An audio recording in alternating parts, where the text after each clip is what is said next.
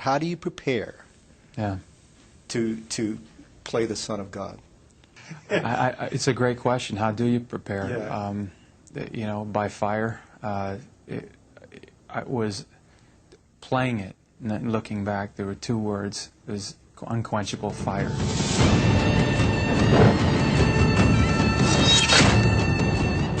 What was hard was the physical. It was the suffering. Makeup time started from 2 in the morning, and they went till 10. So that alone right there, the boredom, but not just the boredom, the uncomfortable position, you're never sitting down. And so after day in and day out of this, plus the hyperthermia, plus the, you know, I had a separated shoulder and whatnot, it forced me to pray. I had to go to a place of something very deep because I was really going crazy. You said you went into prayer. Is that something that you believe anyway prior to the part? You are a believer? Mm-hmm. Well, there's no question that I believed, and I think many of your viewers know what I'm talking about, that why would you subject yourself to persecution unless you know that's the truth?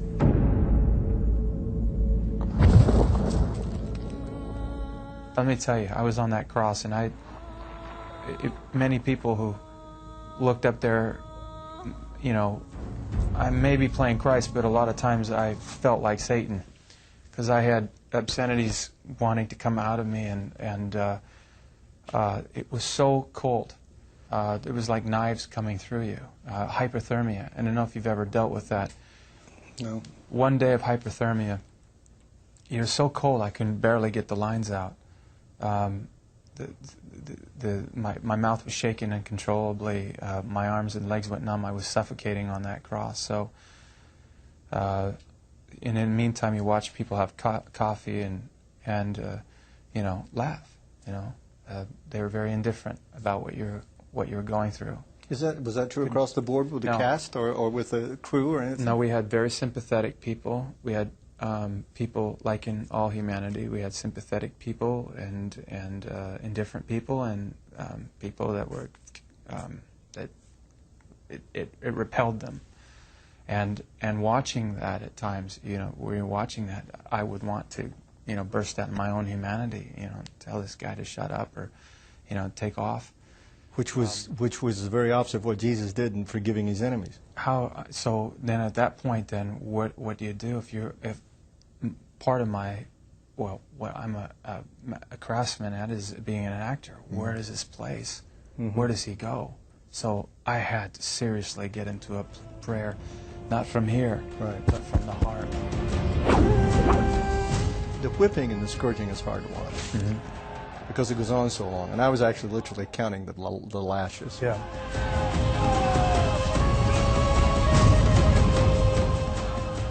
I watched people in the theater in front of me, a small viewing theater, turning their faces away because they couldn't continue to look. You said something very critical there. People turn their eyes away when they see it, and what they're seeing is their own sin. And it is not wanting to deal at times with their own sin. It is that hard to look at. But this film forces you to see yourself not the way you want to see yourself, but the way God sees you. There's no passive onlookers here. No. What part of this had the greatest effect on you? Is that possible to isolate a moment or a time or not? Oh, boy. I'll be honest with you. There are things that I went through I can't even talk about. Yeah, I'm sure. I felt like a great presence came within me at times when we were filming, and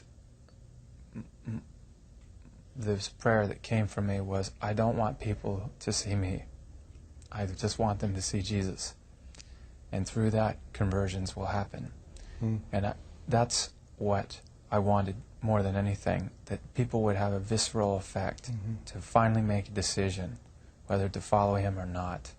And that's the only choice. I mean, it's either you do or you don't. You're for me or you're against me. Yeah. So throughout this, when people put on Christ when they go outside, it's all non-believers see. And you're going to have people that reject it.